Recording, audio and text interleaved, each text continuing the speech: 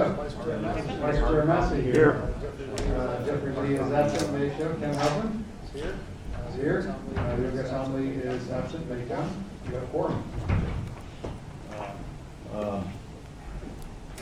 Any public comment? Any public comment?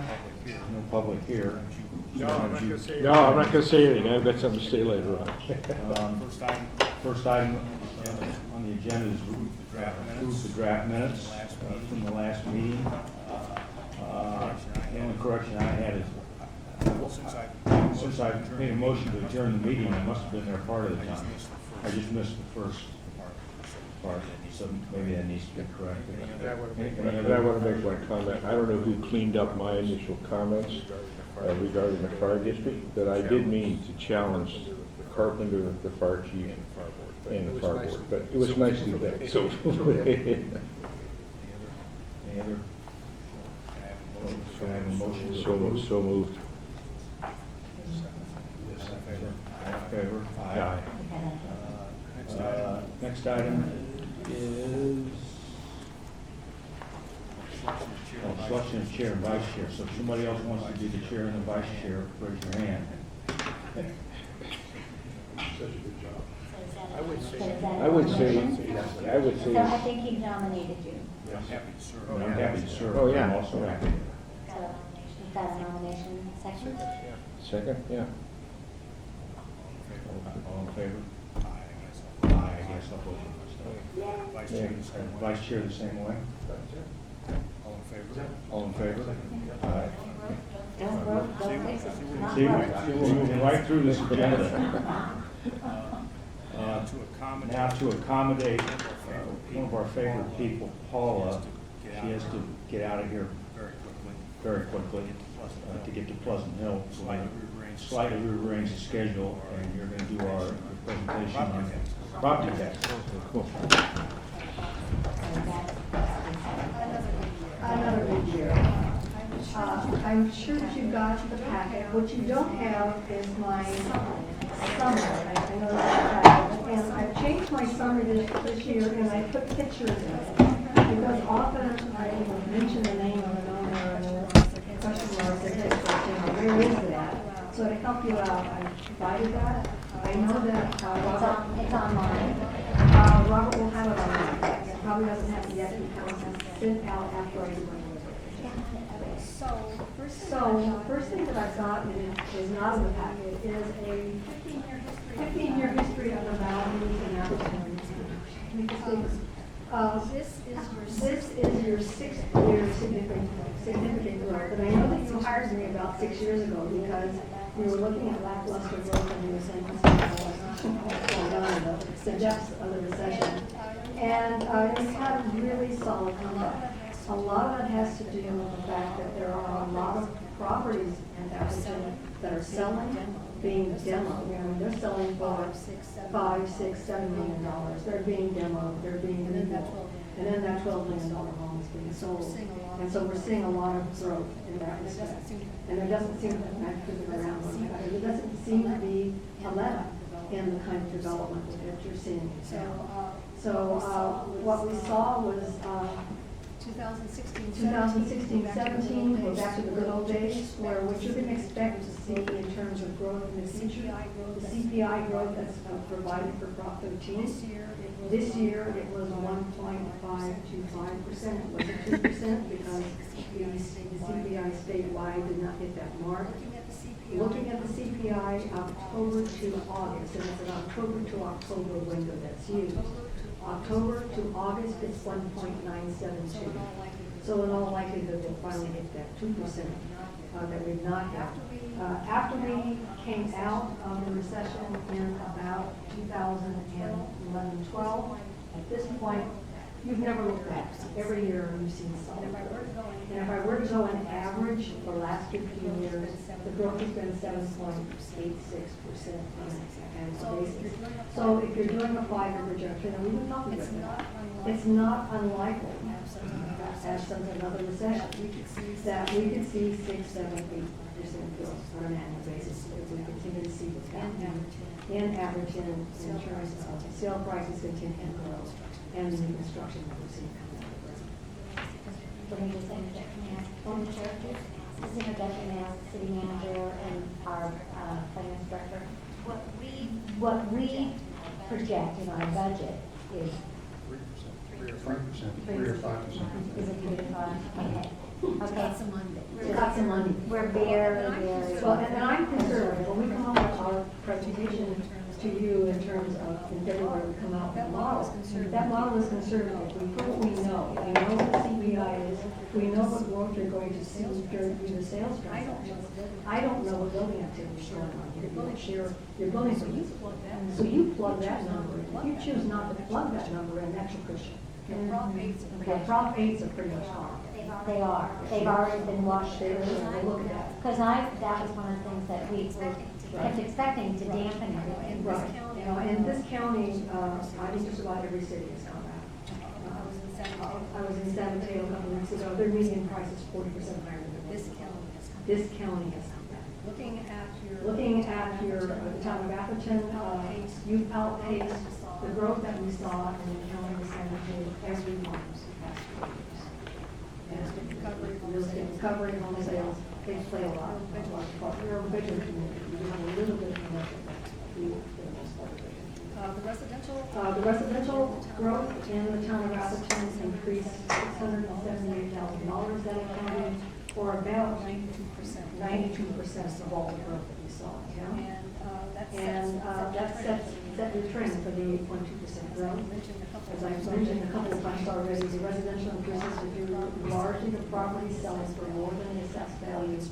There were construction of new homes, and there was a little bit of property that added to the bottom line this year. It is almost all. And then you had vacant. And then you had vacant properties that grew $18.4 million overall, as formerly developed homes were cleared for development. And if you look at by summer, you're going to see exactly what home. You had one home in town that's selling for $35.3 million. Last name is Roberts. In relation to you, Paul Roberts? No. No. And what a home sale of that does is, of course, it increases your median because it moves your median price up a little bit, but it totally blows your average prices out of the water.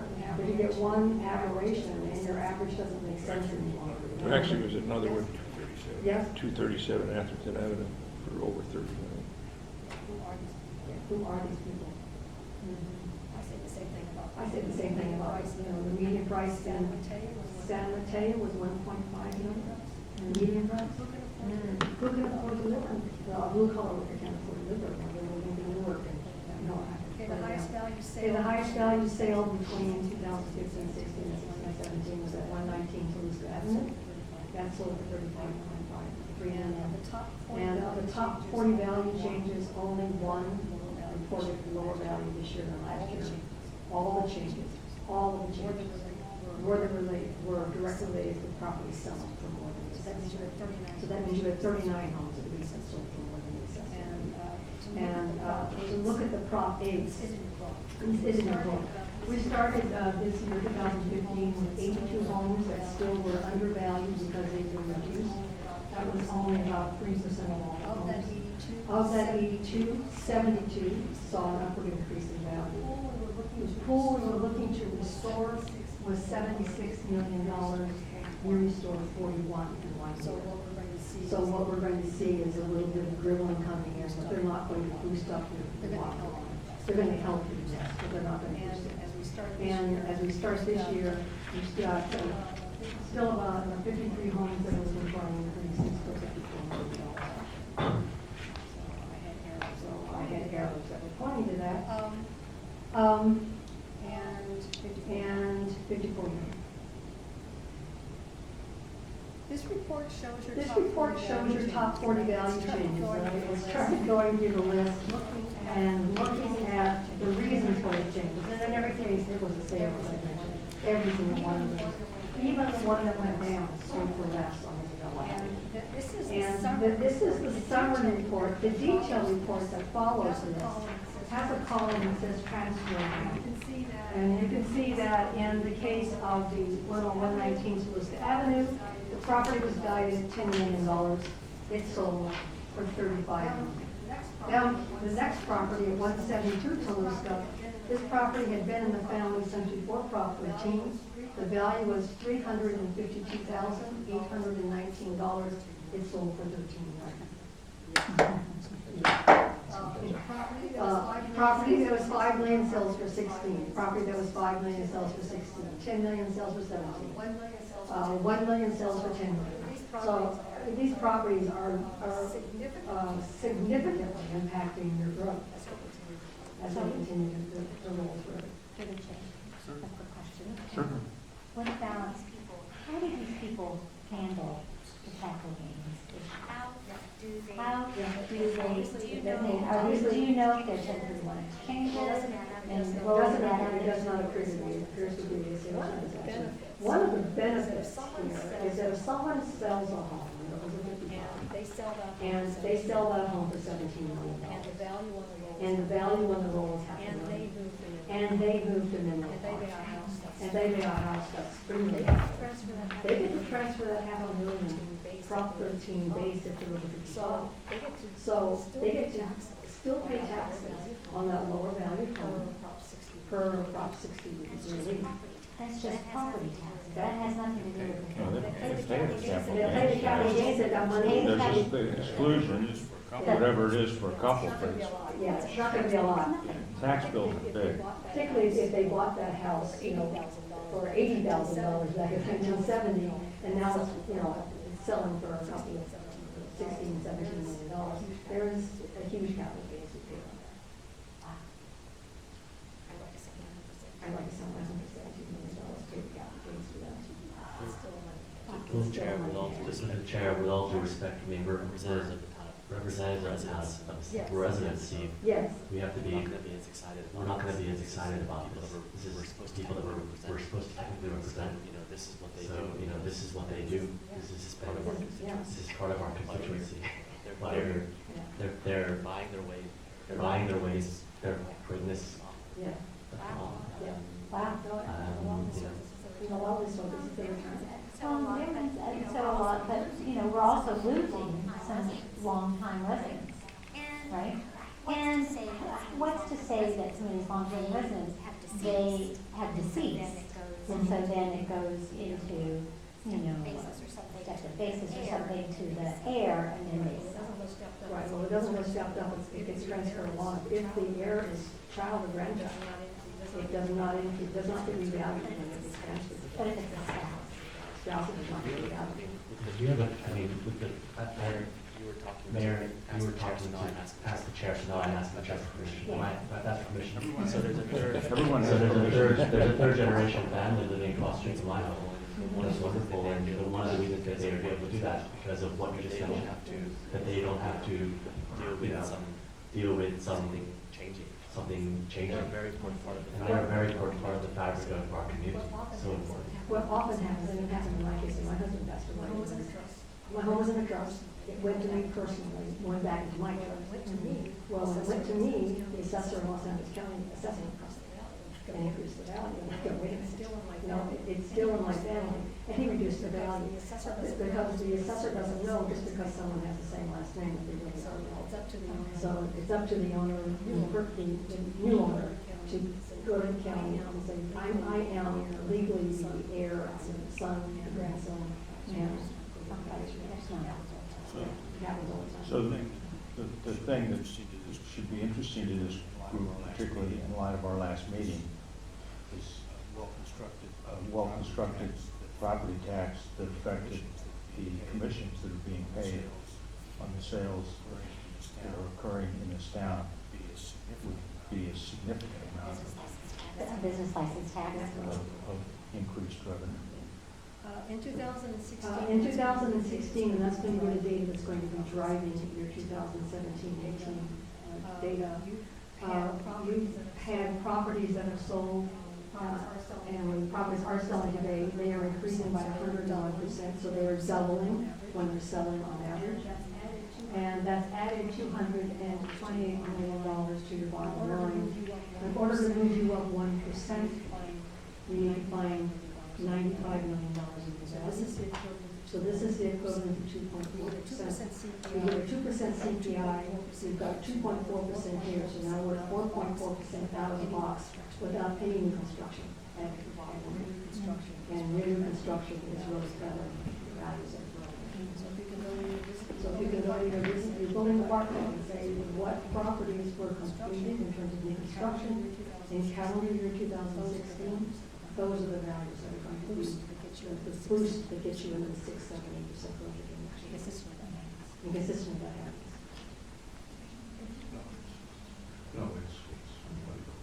Just to show you that your Just median to show you that your price. median price did slip a little bit this year. Everybody uses median price. The median price is an indicator of what's coming to market and nothing else. So if last year, a lot of higher dollar homes came to market, and this year, the homes that are coming to market aren't as high priced, of course your median price is going to come down. It will change again We haven't next got year. the full year. But we haven't got the full year here right now with only that sales, so you have August showing, so you have all of September, all of October, that's not Your showing. average price is going to. Your average price is continuing to Sorry. increase. I'm sorry for the unrelated question, but that's based on your previous slide. Do you have just a broad percentage? What is 9.5 billion? What percentage of that of San Mateo County? Assessable value, do you have that? Assessable value, do you happen to have that figure? I don't, but it's in the book. It's in the book? Yeah. Okay.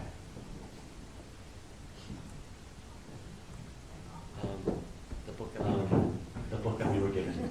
Okay, that we were as committee members given? Or- Yes. Okay. it's in the book. Got it. I have the book. Good. You know, if any of you have any questions. You know, if any of you have any questions on that after I leave, feel free to give the office a call, we'd like to talk with you.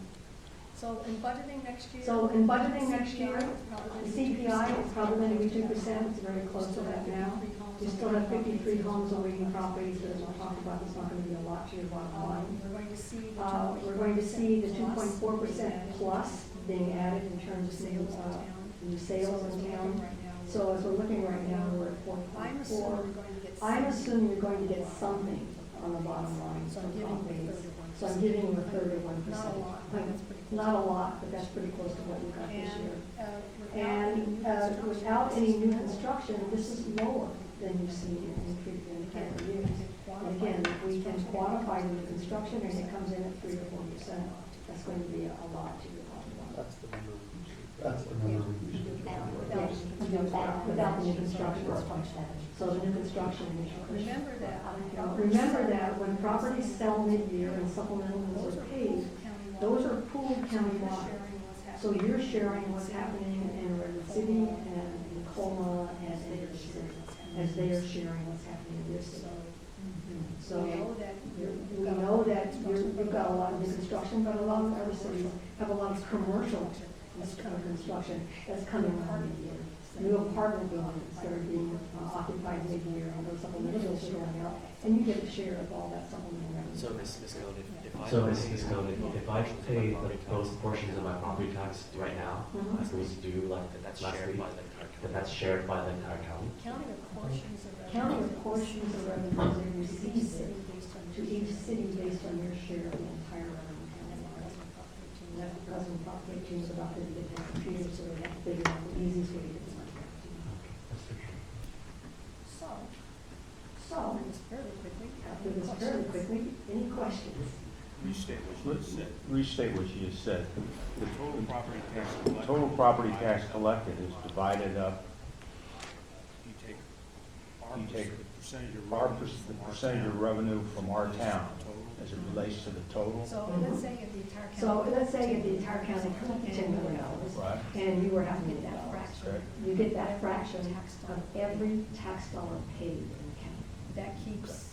That keeps Your TDC. your TDC, so you get 100% of your But revenue. anything that happens But after. anything that happens after the close of the bill, after the tax bills, the original tax bills are Anything that made, happens. anything that happens, sales, new construction, taxpayer refunds, Anything that negative. happens. Anything that happens is a portion based on your share of the So county if you total. built nothing. So if you built nothing and sold nothing, you would still get part of the same If allocation. another city had a huge. If another city had a huge. So you're only talking about things that happen after the tax bill.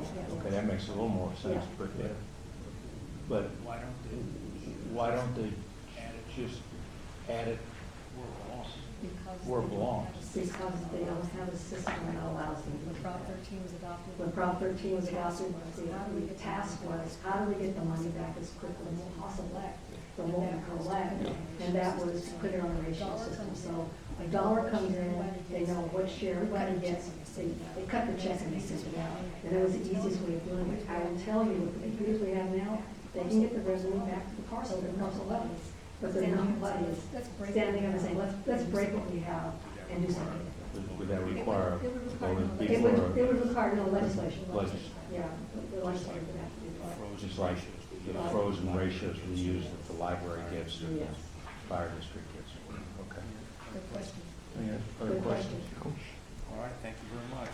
All right, thank you very much. Well, Get right through that. You've been very consistent about bringing us good news. Yeah. So when I have the bad news, and remember, there's a recession that's going to come. It may not hit you as hard as some others, but it will be.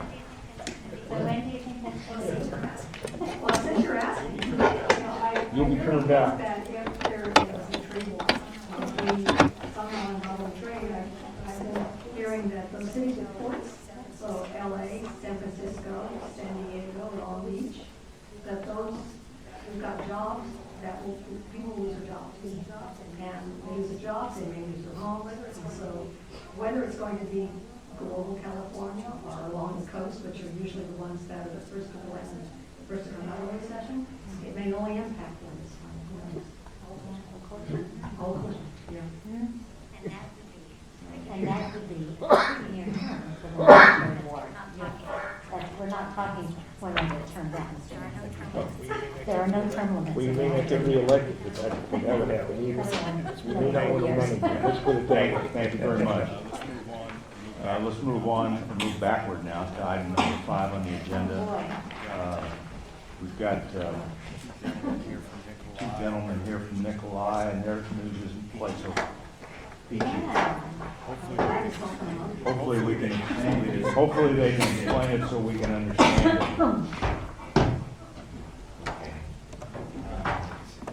Yeah, absolutely. I don't know, but I'm going the wrong direction, so I figured I had a lot of questions.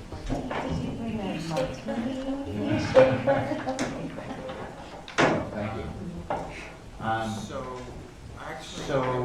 Actually, there was, I wanted to switch back and forth to start with the report, page 1 and 2 is kind of after that, and then I'm going to jump into this, which the PowerPoint is primarily about, talking about the implicit subsidy issue, the big increase in liabilities. But before I do, I wanted to present, talk about just a heads up on, I don't know if this is very easy to read, but We changed our evaluation report. we changed our evaluation reports this year, created an executive summary.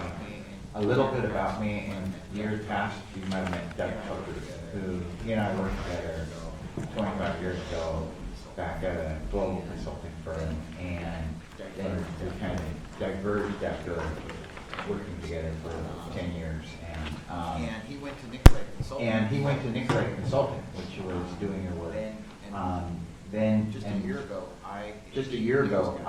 he was going to retire. So a year ago, he recruited me to come in and take over the work. That's a little bit about me. That's a little bit about me. I've been in the business for over 25 years, and mainly doing pension and retiree medical evaluations for corporations, like Chevron and Clorox, and then I did some in governmental plans, but now I'm all governmental plans for retiree medical. Let's see. In this valuation, you saw that there's 2 numbers up at the top of the page. It's present value, future benefits, and actual accrued liability. I believe you guys don't look at this stuff on a daily basis, but I'm not sure your understanding of it, so I'm going to try to be pretty light on how I describe these. But essentially, the present value future benefits represents the liabilities to all of your current retirees for the rest of their career and the rest of their lifetime. The accrued liability is, the same for, as the present value future benefits liability for retirees. For active employees, it's only the benefits that they've accrued through their career to date. So, there's a, so it's essentially the current reserve, and if you're funding, you'd want to fund the accrued liability, have that 100% funded, and fund the remainder of the present value future benefits over their careers. So that might be on average 15 years or so, depending on the group and the liabilities, how they're allocated. In this plan, you have cutback benefits over the past several years, and it was a plan that would have provided full benefits. We'll pay the premiums for you, for your spouse, but as medical liabilities go up and up and up, and medical costs go up and up, seemingly no end in sight. In order to grapple with that cost, you've had to cut back benefits like everyone else. And so what your cost is a premium that you're paying each year. And I'll get into that, but it's primarily through CalPERS, right? You're sharing costs through every member of CalPERS, other employers, other towns, cities, districts, and it's an insurance scheme, like any health insurance scheme is. The actual value of assets you have is I can't read that one. Out of 12 million, right? And so you're about 50% funded. It would have been the implicit subsidy added a few $1 million, I think, and so it was particular.